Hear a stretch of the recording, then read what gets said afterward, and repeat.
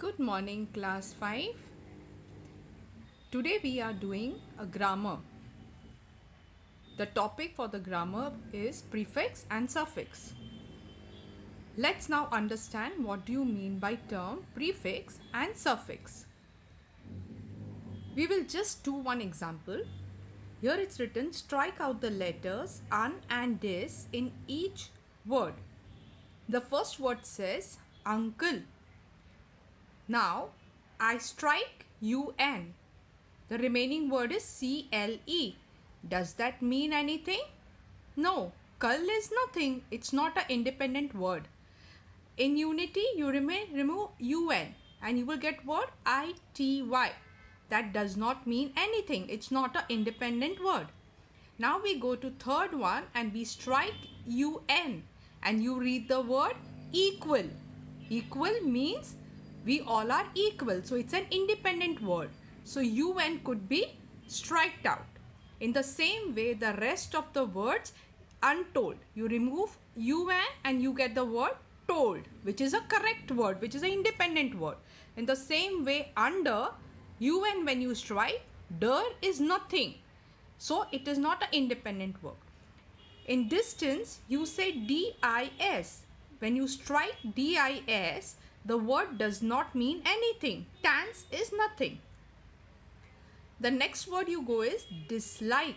You strike this and you get the word like. Like is a word, isn't it? In the same way, disturb, discipline, disable. Try to do it yourself. Try to strike out the dis and see whether the next word which is there is independent or not. In the same way, now read the remaining letters of each word and tick only those letters that read as a complete word. So you will tick only the word which is complete, like unequal is a complete word. When you strike un, it's equal. So you tick mark. Then next you said untold. So you tick mark. Okay. Let's go to understand it with a proper set of examples. Now this is a dialogues between Kavya and Bhavna. Kavya says, will he be able to lift that? Now you have to read the dialogues. Pay attention to the letters in blue and pink. Okay. So now we understand Bhavna is saying, I think he will be unable. Un, which is in blue, and able, which is an independent word. Will be unable to. It's too heavy. Kavya says, but I think he might. It is possible. Bhavna says, impossible. Again you see the word in blue. Impossible. It's about 100 kilos. Manish says, we are going to construct a house. Ashish says, great. When you are starting the construction. Construction. The red word is ION here. Okay. Now we go next. Manish is saying next month. But I need some more money. Ashish says, I can help you. How much do you want?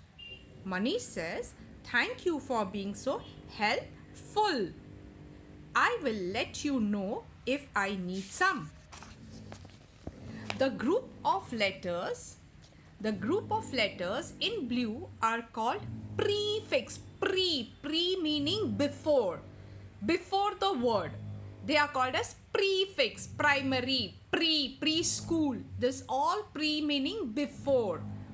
They are added before words in form to form these. They are opposites.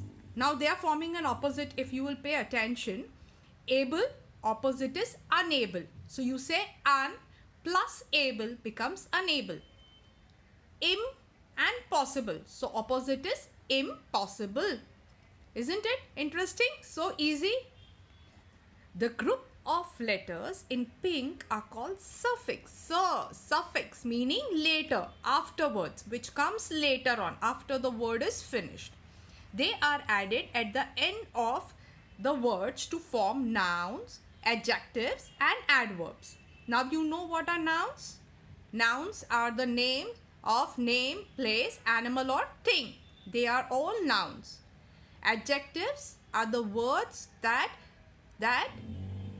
expresses or tells you more about the noun. Like he's good, bad, tall, short. All these are adjectives that tell you something about noun, the quality, the quantity, and everything about the noun. That is all is adjectives. Or adverbs, verbs, the one which describes the verb, like sleep. Sleep is a verb. Like how he is sleeping, straight, up, down, whatever.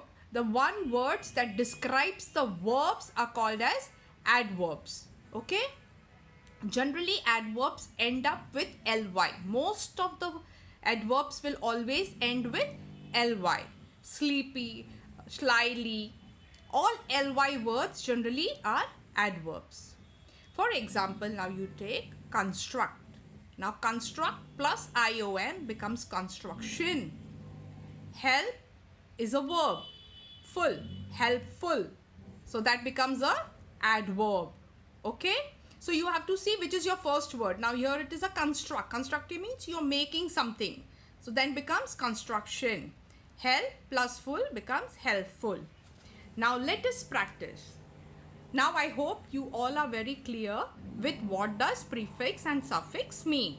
So just try to read the word and then see whether it is having a prefix or a suffix. We'll do the first one, okay? Misbehave. So misbehave. Behave is an independent word. So miss is a prefix. So you write P there. Action. The next you go to action. Now act is a word and ion doesn't mean anything. So that's a suffix. So you write S. The third one you go is unpleasant. Un, which is a prefix. Then you go to the next word. Hopeless. Less. Hope is a word, independent word. Less is also an independent, but it is less, which is again a suffix added to your word hope. So therefore it becomes a suffix. Okay, so hopeless.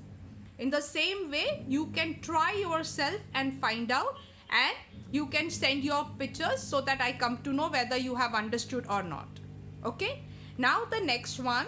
Now they have given here, you have to form the opposites. It was so simple, no? Children, we did it, no? Isn't it or no? The opposites.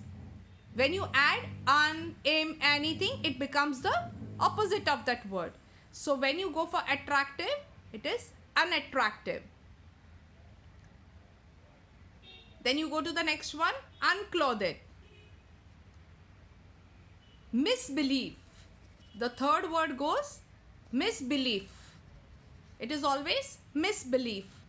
Then practical, impractical. Then you go to the next word, active. So you say here it is inactive. Active opposite is inactive. Available, unavailable. He was not available.